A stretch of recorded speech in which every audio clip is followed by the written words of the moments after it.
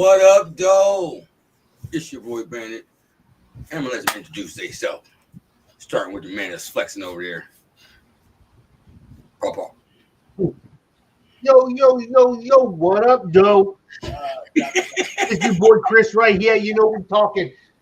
You can find me out here on X, a crazy hockey fan. You can also find me on Instagram at OnePrideNation_24. The hell is going on? That brings me to man down in the other corner right there. The lower. With that Jeff Garcia jersey on. Yeah. Let him know who you is. Let him know where you can find you at, Rich.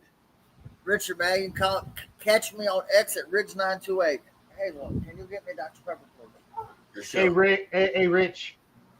Somebody just challenged Winsel Perez again from the outfield. Did he get him? Yeah, he got him. Man, that boy's got an arm, man.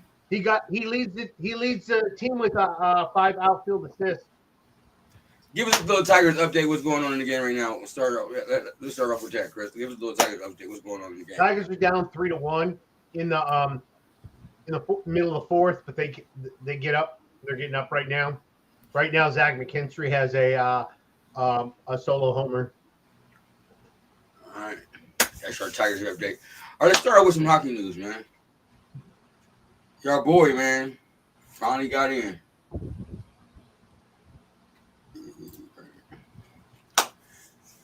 Chris, I'll let you explain what I mean by that. What's going on with Sergei Fedorov? Oh. Rich, you start with that. Let him know what's going on with Sergei Fedorov and what I mean by he finally got in. What do you want me to cover, Chris? Cover. All right, cover what's going on. What he finally got his number retired. Let him know what took him so long. Sorry, guys. I had a call from one of my soldiers. That's why I had to. Sorry about that. So you want to say something, Richard? Or do you want me to? I mean, I just didn't know what you want me to cover. I can cover whatever you need me to cover, or You can cover the history, and I'll cover the current situation. So is that okay? Because you said he's your favorite player, that's right? fine. Okay. So the Detroit Red Wings, as you can tell, have announced that Sergei Fedorov is officially, they're finally going to retire his jersey. About time, it's long overdue. Just an absolute beast of a player. And Richard's going to go over why it's taken so long for us to get his jersey retired. It's just way overdue. There was a contract dispute in 1998. So that was right in the middle of basically the Red Wings dynasty, I would call it. And Mike Ilitch considered it a failure of loyalty, so to speak, because he signed a front-loaded offer sheet with the Hurricanes, and the Red Wings end up meeting it. And then in 2003, he left to go to Anaheim, and it just left a sour taste in Ilitch's mouth. And then when Stevie Y became the GM, he helped mend the bridges on that. And, I mean, it was well overdue. Yeah. He was one of my favorite players growing up. Not named Steve Yzerman, Lindstrom. The guy had tons of talent. He's what I would call a hockey player. Like, I'm sure Chris will remember Scotty Bowman used him as a defenseman. Yeah. And he was a hell of a defenseman. He was one of the best all-around offensive, defensive players to ever lace up some skates. Yeah. One of the fastest players ever to lace up some skates. And reminded me a lot of the basketball version of Rasheed Wallace. Like he could have been so much better, but he just was not a selfish player. He could have scored more goals. He could have got more points. Uh, Dude was extremely, extremely talented, um, both in the European game and in the American game. Um, I still don't think we've seen anything like him since then, Chris. Do you agree or disagree? Um, The overall player, like speed. Overall, yeah, because I was gonna say Timo Solani, he was really good, but he didn't have the same defensive knack that Fedorov would have had. The only difference with Sergei Fedorov is he was still so back in the day the Russian players weren't during the regular season they didn't their talent level was above what you saw on the ice. So for instance, Sergei Fedorov did not perform points wise, assists and goals wise, like he would. Like if Yzerman wasn't there, it might have been a different story. But because he wasn't the team captain per se, regular season wasn't a big deal to him. But if you look when we got into the playoffs, Fedorov was a totally different player. He was like putting up goals and points on a regular. But because he didn't put up in points in the regular season, that's why Scotty Bowman used him a lot on the defense because he could play an all-around game. So, and he wasn't put on defense. He wasn't put in a defenseman role just for offense either. No, he's fast. He was smart. So, if you look, hold on, I'm trying to pull it up. If you look at his playoffs, 183 games in his career, 52 goals, 124 assists for 176 points. So damn near point of game player in the playoffs. He definitely upticked his game in the playoffs because it meant more. And I think back in the day, I can't remember exactly, but Russian players, like regular season didn't mean nearly as much as playoffs. Like their game was different back then. It was just a different style, and they always had the bad knack for not producing in the regular season nearly as much as they did in the playoffs. So, and that kind of followed suit with Fedorov, but we had so many players on our team. We had so many Hall of Famers on our team. We didn't need all that. Yeah, it was crazy. Them teams, the talent they had. Yeah. And that was back when, the players took pay cuts to come. Yep. You can go from Hasek to Brett Hall to Chris Shelley. I mean, we can go all day long, all these Hall of Fame legends. They're not just Hall of Famers or hockey legends. Yeah. That, they just wanted to play super team, basically. Hey, listen. Mike Ilitch, God rest his soul, was the man. Like, the man. Yeah, if you wanted to play for his team and he liked you, he made it happen. Yep.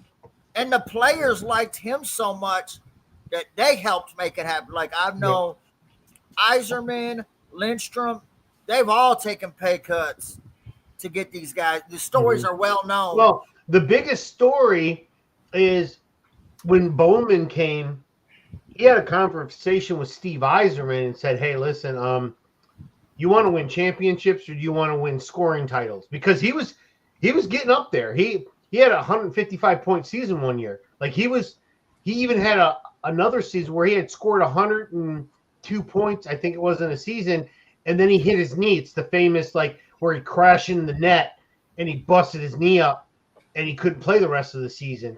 But he could have just went on and, like, could have ended up probably being number 2 to Gretzky or third overall. But he had a chance, but Bowman pulled him aside and said, listen, I need you to become a two-way player. You have to play defense and offense.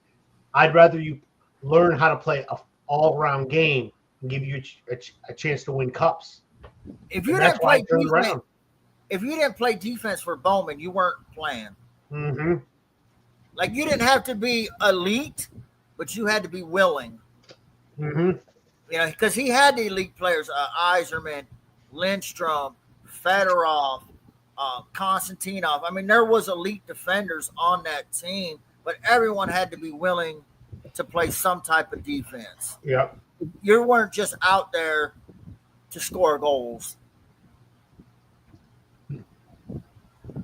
Quick question from Big Drew. I'm guessing he's a Bears fan. He said, how do you think the Lions will adjust this year without Ben Johnson and Aaron Glenn, actually, respectively? Start with you, Rich. How do you think they will adjust this year? Who's starting with Ben Johnson? Well, I'll touch each one. I'll touch each one separately. As far as Ben Johnson, and I've said this on our show before, I think he was holding J-Mo back. I know from what the reports coming out. He's going to be able to have more of a route tree. He'll be more involved. And also, Morton likes the deep ball more. So, it's going to be on Goff. I've never questioned if Goff has the arm. I question the consistency of his ball. One game. We'll talk about Jared Goff later on. Go ahead, my bad. One game he'll throw 63 yards in stride to J-Mo. The next game he can't. He's throwing a 20-yard duck. Like it's so frustrating. It's one thing if the guy just don't have it. Like Michigan quarterbacks last year, like you just knew they couldn't throw 20 yards. Like it is what it is. But when the guy has the arm and the talent to do so, and he's not consistent with it, that becomes the frustrating part to me. And also John Morton was here with a lot of these guys, Goff, St. Brown, a lot of the linemen and coach that from the start of the regime in year one. So it's not like he's coming in and they don't know his voice. I think there's going to be similarities, but the players have also hinted at it without giving details. Things have changed as well, but not dramatically. Now, on the deepest side So, of the ball. him and Goff have some familiarity as well. So I ain't worried about that. And as far as Aaron Glenn, I think you're going to see different. Shep has played for and coached under a lot of different guys. Everybody wanted to say, his style is going to be like Aaron Glenn. I beg to differ because he played as a player for a lot of different coaches and a lot of different schemes. But so I think he's going to take a little bit of everything. I think there's going to be more pressure that he's going to apply than Aaron Glenn did. The biggest thing I personally want to see that I did not like from Aaron Glenn is I want to see quicker adjustments. Waiting to halftime to fix an issue where the Buffalo Bills running backs are getting 100 yards receiving in the first half is absolutely ridiculous. Sean, Chris, you want to touch in on that, or did Rich hit everybody on the head, nail on the coffin? He talked that he got everything, so I don't. Yeah. All right, let's go to the next topic. I got a question for y'all. You know what August 17th is? Oh, and wait, before you say that, this, I know he's got to be trolling because Amon-Ra St. Brown caught several touchdowns in joint practices today. So, I don't know what he's talking about. All right, but you know what August 17th is? August 17th. August 17th. Is that the cut down day? No, we're past August 17th. I know. Bro, I'm gonna let the mayor of Arlington, Texas, tell you what August 17th is. Therefore, I, Jim Ross, mayor of the city of Arlington, Texas, do hereby proclaim August 17th, 2025 is Cade Cunningham Day. Cool. That's awesome. Cade got a day. Now I think cut down day is Tuesday next week at yours. At 4 o'clock. 4 o'clock, right when I get off work. I haven't even looked it up. I'm just on Twitter right now, but yeah. How you feel about Cade getting his own day, man? That's cool. I mean, it is what it is. I mean, I don't talk a lot of basketball because I don't, even though I watch it, I'm not a fan of the new, like the last 10 or 15 years of basketball. So I don't really watch and follow like I used to. I don't know where Rich went. We'll get back with him. Yeah. I know something you do follow, though. We can switch it up like that. It's a bad man pitching for the Detroit Tigers. You already know what I'm talking about. Time. Scooby! Swing and a miss, strike 3. 0-2 coming. Swing and a miss. Off with his head. Scheduled time is the 1-2. A check swing. He went around. 2 strikes. Urias is down. It's amazing. 0-2. Struck him out. That trade. Strike 3. Last at bat, he's seen 7 straight fastballs until that. The jack and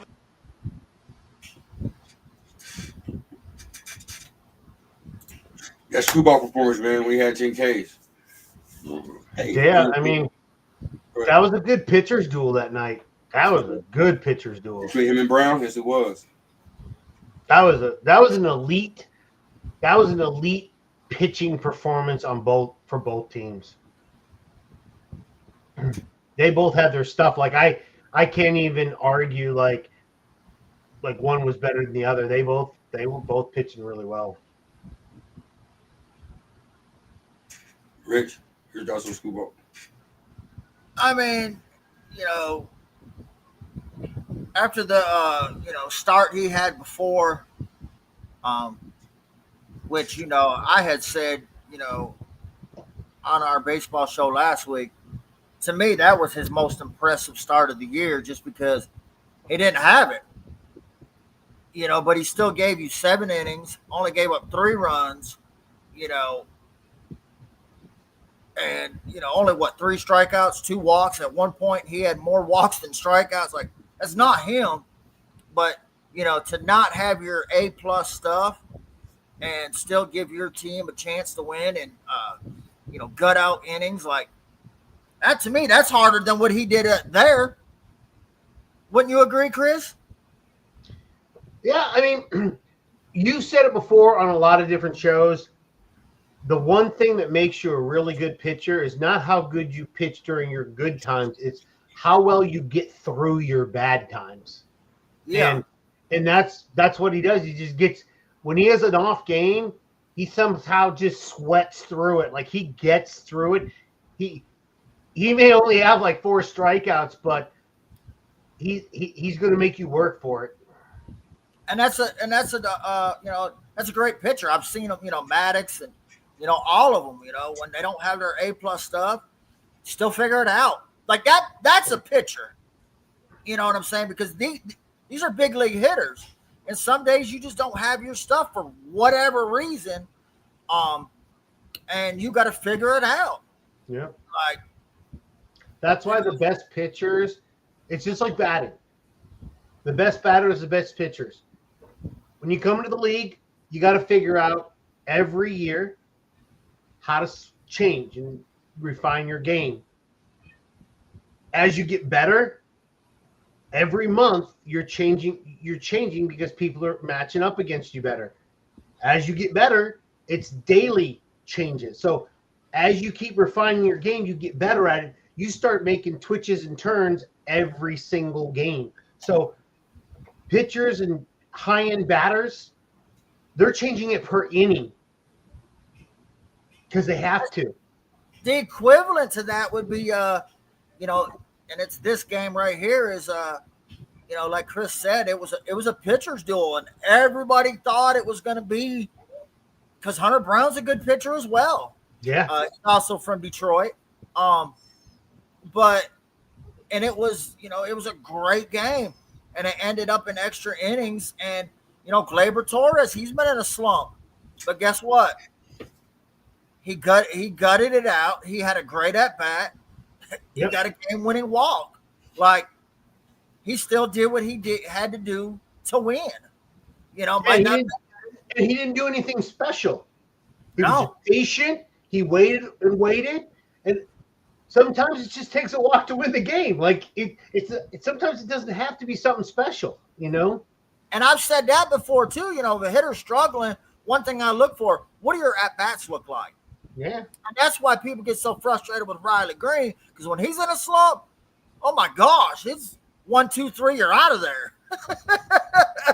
You know, where as you take like a Torque, when he's in a stroke, he's still giving you good at bats. He's still seeing 30, 40, 50 pitches. Like, even though you might not be putting the ball in play, and you are still contributing to your team. You're still helping to your team, because that's 30 pitches that you done took off the pitcher's clock. You're wearing out a pitcher. If you're not going to get on base, wear that damn pitcher out. there's you know, baseball especially. I mean, even, you know, all sports are this way, right? Like basketball, you know, you don't have to score to win, but, you know, can you play defense? Can you assist? Can you get rebounds? You know, football on the offensive side, you know, can you block? You know, can you? It's not. Yeah, in football, it's not what your main job is. It's your secondary job that you have to do. It may not be your for a receiver. You're a big proponent on this. What do you do when you're not going to get the ball that route? You're blocking. You're blocking. Yeah. You're out or blocking. Like, you know, if you're a guard and you're not blocking this time, you're probably pulling to go block for the running back that's getting the handoff. Like, you do that's called ancillary stuff or secondary stuff that isn't your normal duty. And like on the defense equivalent would be like, you know, everyone, oh, DJ Reader, he sucked. Just because that guy don't have the stats. What about Jack Campbell had a career year? What about, you know, or like a corner? Just because you're not making a play, you're eating up a block so your teammate could come do it. Yep. Like Chris said, that's the secondary stuff. You know, that's the little things, but you're still helping your team. It's not going to show in the box score. That's just like your third. That's just like your backup, your third and fourth strings. People sit back and go, well, whatever. But whatever. That guy's coming in when you got an injured player. That guy's playing on special teams. That guy's doing other stuff that help the team out that nobody sees. There's still a cog in the wheel, but you got to. I mean, if you don't have those guys, then your team slows down. Every piece is a cog. You got to have the right ones. Everybody contributes. Well, and they're also, you know, those third and fourth stringers. They're also the ones that help the first and second teamers prepare for the team that week. Yep. You know, that was like, you know, if you watch the quarterback, you know, Kirk Cousins, when he got demoted to second string, he said, I'm going to be the best scouting quarterback you've ever seen. You know what I mean? And like, so even that, you're still helping your team out prepare for the next team. So, I mean, you said what? It said the most expensive backup. I mean, you're right. I'm just saying, like, no, I get it. I was, you know, so yeah. No matter what, there's things that you can do to help your team, even if you're not in the box score. Yeah, that's true. Yep. Oh, so this was asked, and this is more of a you question, Richard, because I don't watch basketball enough. I've not seen any rumors. I have. Have I've seen a you? little bit. I just don't. I just don't like it, man.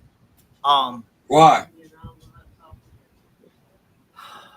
For one, the second team, you need more of a playmaker. You need more of a playmaker on that second unit because you got the shooters, and you need defense because Duncan Robinson is not the best defender. Levert's an okay defender. This whole shit. If you bring Beasley back, which I'm against it, he's not a defender. I just don't see it, man. Westbrook is a defender. He can play defense. Come on now. Come on. What's Really? Mr. Triple Double? This Mr. Triple Double, man. You can't put some respect on. Come on now. Rebounds don't mean you're a defender. I think he'd be a better addition than Dennis Schroeder. See, Schroeder was a defender, man. He tried his ass off. Hey, he was smaller, but he would fight through them screens and all. I've never been a Westbrook guy, bro. That's my guy, bro. I like Westbrook. Like, I just don't see him as a team player. How? I think he's more for stats. Yeah, we had to check the stats on that one. He was Mr. Triple Double. He at least had Exactly.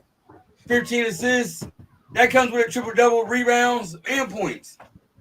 Like, now you don't like Westbrook. Like, look all the shots. He's a driver.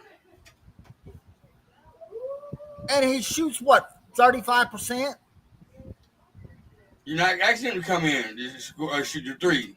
You ask him to come in and drive and assist. And play shoot defense. 35%. I like Westbrook. And I have when heard rumors of him jack coming up threes are freaking bricks. We're gonna talk about since somebody got brought him up. Let's talk about somebody there too, like Beasley, man. Word from his attorney and from I forget one of his writers that he is no longer a target of the federal gambling investigation. Did we jump to conclusions real quick on him and give up him in Detroit? I mean, I still don't like him. You know, I still feel like he blew the game. You watch. I mean, like, no defense in not catching the ball in the game was horrible. Rich, I'm going to ask you, man, like, first of all right, I jumped to conclusion because I was done with him, but would you ever see him coming back to Detroit as a Piston? Rich. I don't know, man. I do feel bad for the guy because, you know, it's how society is now, right? You're guilty until proven innocent. But that's not how the Constitution is written, right, Chris? Whatever. Am I right or am I wrong? Innocent until proven guilty, but in the court of That's public... not how they do it, though. No, I know. You're asking me, are you asking me for the law, or are you asking me for what the court of public opinion is? I'm just saying, like, according to Constitution, you're supposed to be innocent to proven guilty. But as society, that's not how we do it. That's called the court of public opinion. That is what everybody will call you until we see otherwise. So the court of public opinion is you're always guilty until proven innocent, but in law it's innocent until proven guilty. So, I mean, they dragged this dude through the mud, told all his personal business, like. Kicked him out of his apartment, all types of shit. The barber bill, everything. I mean, his barber wouldn't cut his head. Like, it's crazy. Yeah, it was. So I feel bad for the guy on that aspect. Like, you know, it's, and you know, now it's after free agency when all the money's gone. Like, you were, like, so you won, but did you really win? He ain't in jail. True. That's a good point, but I mean, still, right? Like, I don't know. It's just crazy to me, man. Not in all aspects, because money can talk, but you lose your reputation, your dignity, like you lose a lot of money taking that short money. So I don't know like that. I mean, I do feel bad for the guy. Just because I don't know much about basketball, and I've been doing this in the background while you guys have been talking. So I was looking up Russell Westbrook's defensive efficiency. He's terrible. Now, in his prime, he was pretty good, but not now. He's not even close to. He ain't even top 25 in the league. Like his defensive rating is really bad. Who? Russell Westbrook. Told you. Like I said, back in his prime, different story. He was like 107. Like last year, the best defensive rating was like 107.3, 107.4. Those are really good. The higher it goes, the worse it is. So like Russell Westbrook's is like 114. Like that's terrible. So yeah. Because even top 25, you're at 112, and he's not even there. So, yeah, he's not really good. All right, Rich, just segment for you, man. Did you see your boy, man? I can't play the audio because we don't want copyrights, but your boy, like, Mr. Quarterback, you feel me? Got his own little beach commercial. I was like, okay. He ready to open up the big house and everything. I'm gonna let the people see the commercial, and then I might follow up with the question though. Like, this is a freshman quarterback though. You feel me? Like, so like I understand why Michigan got high hopes. Y'all from you. Y'all couldn't throw the ball last year. Y'all had to beat Ohio State with pass and turn off. So my question is, man, what is your real expectations? Yeah, we can stop right there, and you just glossed over it. But I just want to like reiterate what Bandit said underneath his breath, so you guys can kind of understand that Michigan beat Ohio State without a passing game. That's all I wanted to say. He threw it. He rushed through that real quick. But I had to make sure that the audience understood where you're coming from. You know. Damn. Hey, he was talking like this and went without a passing game. Exactly. Just wanted to. But so like, I like his aura, but it's it's kind of like Chris was just saying. It's the little things that you could tell the kid wants to be great. He's the first one in the in the doors every day, the last one out. He always calling Coach Moore to figure out the next week's plans. It came out that he roomed with one of our captains who's a fifth-year senior. He's a second, captain 2 years in a row. It was roommates with him. So I mean, Hazel Grace. Sorry, my daughter. Fathers matter. Go ahead, you got it. She, so it was also the captain's idea, and Coach signed off on it to put them together as roommates. But that helps, man. That shows you too that there's no jealousy, there's no nothing. That the teammates want him to succeed, and they know. If they're going to succeed as a team, he has to succeed. So they're setting him up to succeed, which is important, right? Especially for a young kid who, let's be honest, everything's at his feet, right? It's been like that since he was in high school. I mean, and I've always took my cap off to the kids that have always had these expectations. Because I can remember when I was that age, I think I would have folded. You know what I'm saying? Like, not purposely, just it's a lot of pressure for a kid, man. Yeah. And the money, the expectations, coming off and not having a quarterback, but he still came in, and it hasn't been announced officially that he's the starting quarterback, but little things are starting to come out. Like today, the Big Ten Network was there, and they said he took majority of the one snaps. You know, even him and his circle, they said the whole time, you know, they didn't want nothing given to them. Like the kids always worked. There's some people in our general chat that know him personally. He's a worker. You know, he's, you know, confident, but he's not arrogant. And, you know, my expectations, man, just be you, be yourself. Like, don't, you know, kid, you gotta be realistic. There's probably gonna be some hiccups. Yeah. You know, if you're expecting perfection from a freshman quarterback, I don't know what to tell you.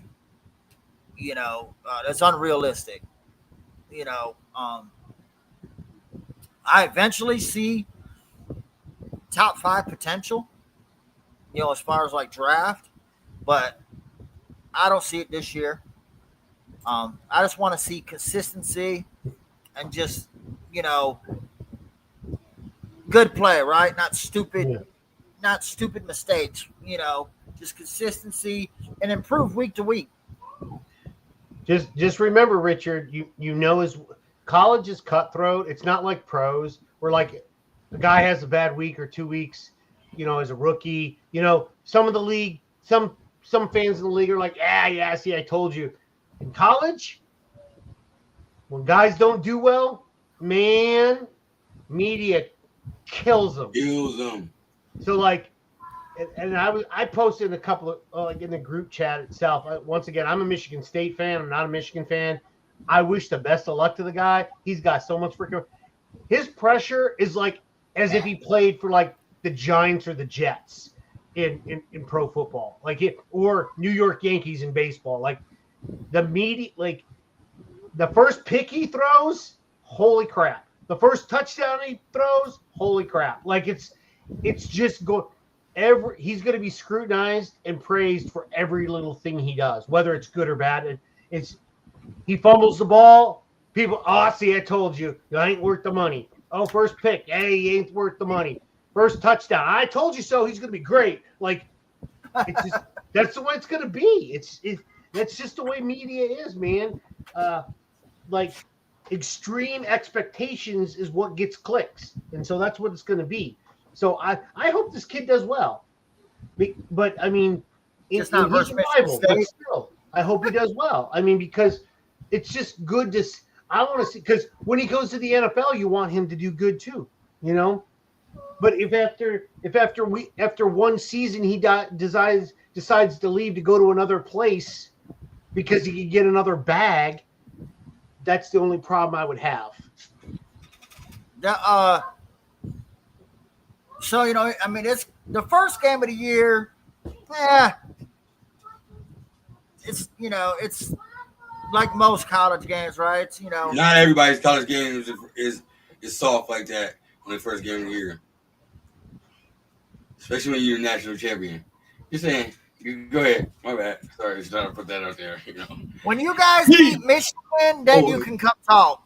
Until then, you can sit on the sideline with little brother over there. D.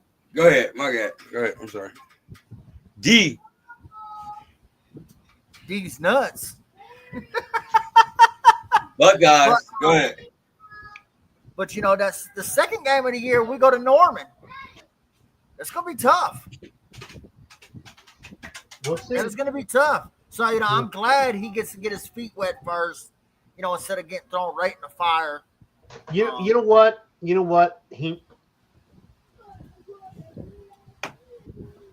I have to look up the stats so I don't like overthink this from his high school. But I don't take anything against this, Richard, but I think he needs to learn how to lose at least a game to rebound. I want to see how he rebounds off a bad game, maybe a loss. I always say this about all new like rookies, and when they come, I like to see how people do on a rebound after a tough situation. That's what I like to see. How well do you rebound after having a bad performance? Let's say he throws 3 picks in a game, and he has like 110 yards passing, and his completion percentage is like 55%. How do you rebound off that game? That's what I like to see. And that can tell a lot about a person. If he goes out there in the next game, he manages it well, eliminates the picks, maybe runs or throws the ball away when he normally would have thrown a pick. You got to see that he's improving or he's educated and he gets farther down. I'll take it a step further. We hope he rebound better than Richard do. I don't. I could take that a step further, Chris. How do you rebound after like? And this is the one positive thing I always say about Jared Goff, right? Majority of the time, if he has a turnover, the next drive is usually a touchdown drive. Yeah, because that last thing that just happened is gone. Or like that Chicago game where he played awful, but at the end of the game, the last 2 minutes, he took us down and he won the game. I mean, so that to me, like break it down even smaller. How do you rebound series to series? How do you rebound from the first half to the second half? Or if you're just not having a good game, but in crunch time, unlike Riley Green, what can you do? Yeah. Do you have a clutch gene? Yeah. If you had a horrible game, but you play your best ball the last 2 minutes and win the game, the rest of that 58 minutes, Chris, is erased. That's because Jared Goff got that dog in him, though. What does Jared Goff mean to this team in particular? Everything. It sounds cliche, but it's for real. Like, just work with me here. You know the one white boy that's you in the hood, but like he just like on the outskirts a little bit, but like he like kicking it with the black boys. Yeah. But when he get in there, he talking that cash money shit like he one of us. JG kind of like that. Like he gonna let his, you know what I'm saying, hang. Yeah. That's like that's what he do. You know what I'm saying? But everybody don't really know that. JG really got some shit to him. Like for real. Like, and that's who I want leading the troops. There's a lot of great quarterbacks. JG a dog. And he a great quarterback. You know what I'm saying? And I think for him, understand it, it's kind of like similar to me, I think. He don't get enough credit, or people don't like talk about him enough, or he not good enough. So like that fuel him so much, like to not even to prove everybody wrong, but to prove himself right. You know what I'm saying? And I see that out of him all the time. I respect him. Where's Ev? Anyways. You got that dog in him, that's what I mean. Monty said it best. That's my quarterback, you feel me? You do get a lot of bullshit talk, you feel me? You do get I respect him. You know another person I do respect too? Who get a lot of shit talk on him? Who been doing good this year?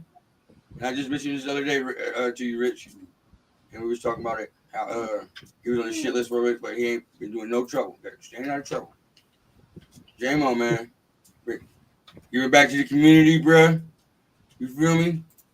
Like, give my man his dues, you feel me? Like, there you go. Like, you been staying out of trouble. Community giveaway book bags to everybody in the city, you feel me? So, probably giving out, backpacks to kids for school. That's cool. Yeah, like, had a big He's always been big in the community, though. I know this is the first time he's done this, but he's always done things. He's got his he's had his teammates join him before in doing things. So he is a big community guy. Jared Goff, you could tell his teammates love him, man. Like he's one of the guys, and it's especially for being, growing up different than, his teammates, maybe outside of like St. Brown, right? Like but majority of them, like Gibbs was homeless. Monty come from rough childhood. JMO went St. Louis, so and that's a leader, right? Like when you can get along with everybody, work with everybody and bring everybody together from all different cultures, and that's one of those things that make you good, make you great, right? Like you're doing things outside of the team concept. So, I'm going to dinner with my teammates and just, my wife, your girlfriend, we're just chilling. We don't even got to talk about football, but we're just chilling. We're hanging out. We're having fun, outside of football. It ain't no different, Bandit, than if, you at work and they might not be your friends, but you might go catch a dinner. You might go to B-Dubs and get a beer and a burger after, or, you know what I'm saying? Like, it's that camaraderie. And then he always gets the receivers, to come out to California and, they throw and practice and, Brady and Gronk were real good at that, right? And Edelman, that's how you get good. It's not in the team scheme of things. It's all the work you do on your own. And what you smiling for? I'm watching this game, and the catcher for the Royals, he got hit in the like 3 times in a row, and him and Green are just laughing at each other because it just finds its way, and he keeps getting hit, and it's just laughing. I'm just like, that poor catcher. I just couldn't help it. I'm sorry. That was one of the big things. JMO, it seems like he's more involved with his teammates. He's coming out of a shell a little bit. Because he's a very reserved kid. He's a giving kid, but he's reserved. He, likes to stay to himself, likes to stay to his circle. Him working out with golf and Tim Patrick and St. Brown, that's huge. So I've always been a fan of JMO. I'm glad that he's progressing every year. He's taken a step, even when he was in the doghouse, what got him out the doghouse? What did Chris say earlier? The little things, right? Him blocking, him not crying, him not bitching, him not moaning. And now you're a starter for the second year. You got to be the man. That's doing the little things, right? He was in the doghouse. We're Lions fans. We know. But he blocked his ass up. Up. Green ties it with the 2-run homer. Woo! Oh, my God. He's clutch. Holy shit. All that shit y'all be talking. Well, there was no runner in scoring position. He was on first base. Oh, here we go, man. So it wasn't with runners in scoring position. So what? Bro, what are you talking about, man? But yeah, so I mean, he did things to help his team and got back in the graces. And now he's, bearing the fruit. He had to pay the piper. And, that's what I always respected about the kid. Yeah. Yeah, very quiet, reserved guy. He is slowly coming out of his shell. I mean, the one thing that's different with this team that I think was better for him is that Goff is not a guy that, because he doesn't have his arm is not overpowering.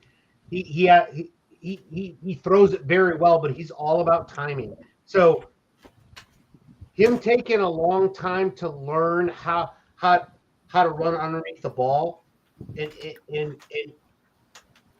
it being a timing thing, I think gave him more development process. It made him better at, how can I say, working with the quarterback to be on the same page. Because if he had a cannon of an arm, I'm just gonna bomb it. He's just gonna catch up to it. But because he doesn't have that, it's the timing routes that he has to have. It makes him a way better receiver that way. And you seen last year it started him and Goff where Goff was coming to him. Goff was trusting him. Hell, and even J-Mo would make a drop or something. Goff would go right back to him. Yep. That's trust. And then there were times that in y'all think people say this all even though he's a burner, dude can catch it across the middle. The amount of times he took those hits and still hang on to it, doing crossers. You remember that one where he got hit, where he got smacked in the back? I thought that was in front, but I think I know what you're talking about. I know he got hit in that Dallas Cowboys game. He got up and danced like he wasn't shit and knocked his helmet off. But that's the thing. That's why I'd always said it, because if you watched him at Alabama, it was not just 9 routes. Nope. He did those crossing routes and everything. Because him coming across the field, man, that's a good way to lose your man.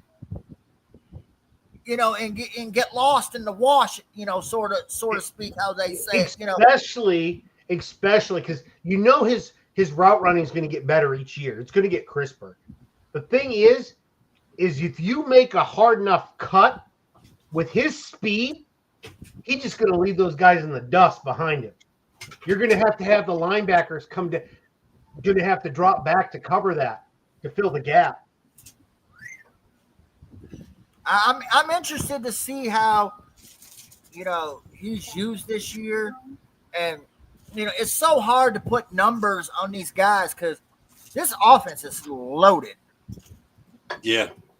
It is loaded. So I mean, the advantage is you can't stop everybody. You know what I mean? So you want to take out Laporta, you want to take out Saint, and you want to take out J-Mo, you still got the running backs and then Tim Patrick. Tim Patrick had a game like that, right? 2 touchdowns. And don't Tesla coming on there's so many fucking weapons. Yeah, I mean, even if Tesla's coming off the bench, that ain't that's our X 50-50 catch radius guy. He don't drop a ball either. He what was it? 92% catch non-drop ball radius or something. He don't drop the ball. And he's got speed too. Yeah. Not to mention, you're playing with guys that are really big about not dropping stuff. Amon-Ra St. Brown, if he drops the ball, he won't drop another ball the rest of the season. He's that guy. He'll teach Tesla, hey dude, come out and catch 100 balls with me.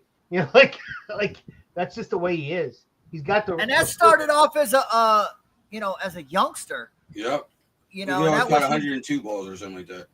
Yeah, that was his dad. Always push. But his dad was also, competitive bodybuilder, so he knew about competitiveness, and drove his kids, to succeed.